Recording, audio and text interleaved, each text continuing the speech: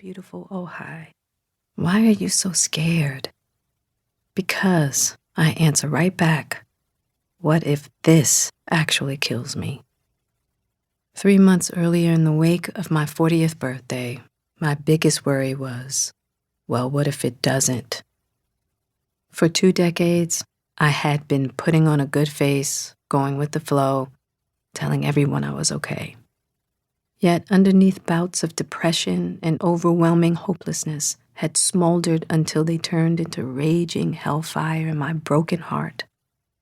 Unwelcome feelings of not deserving love made it harder to understand the disconnect between the so-called perfect life I had achieved and the well of loss I carried with me.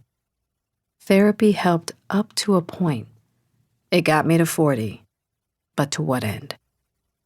I would later be diagnosed and informed that I suffer from complex trauma with PTSD and dissociation. But without this guidepost, I was a chronic mess with no fix, no possibility to heal. Every morning, waking up was like walking the plank of doom. Could I make it to 4 p.m.? If I could, I had survived the day. I always wanted to sleep, but I never slept well. My children put a smile on my face and were my only motivation to keep me going. But more and more, I could feel myself losing my grip of connection to them. With all of this, I was slammed by the reality that I'd been checking off boxes meant to define being enough, to deserve having it all.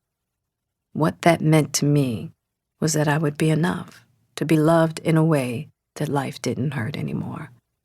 Those boxes I'd been checking had not delivered the gifts that had been promised.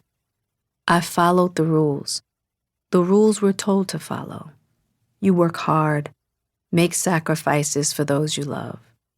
The rules tell you, be a doting mother and a doting wife, do the work required, and life turns into paradise.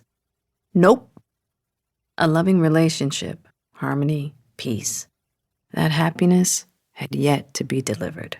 On paper, it all looked grand. I had the beautiful family, the superstar husband, the lavish lifestyle, fame and fortune. I had my own career, the freedom and support to pursue creative outlets.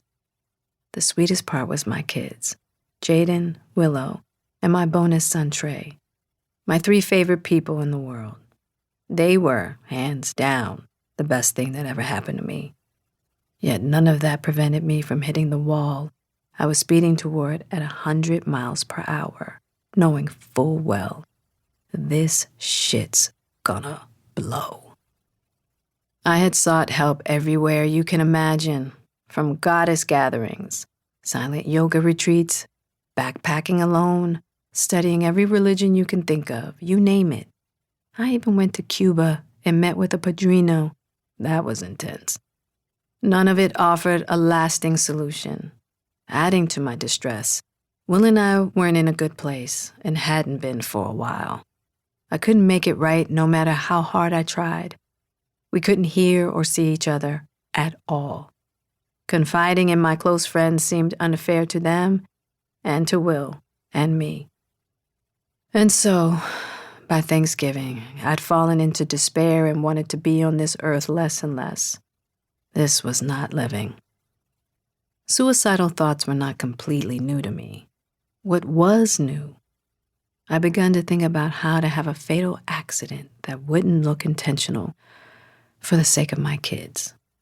If I remained the way I was, what good would I be to them anyway? Besides, I told myself, they would be okay. They would have their father, a devoted and great dad. Their being okay in my mind depended on me doing a good job of making my death appear to be conclusively accidental. As grim as it may sound, the world had become less heavy now that I had a solution, a plan for my own exit, and I was resolved. A somber steeliness took hold. Driving around a turn on Mulholland Drive a few times, I settled on a specific cliff that might work. I'd have to summon the courage to drive fast over the side, probably at night. Fatal car accidents happened all the time on Mulholland.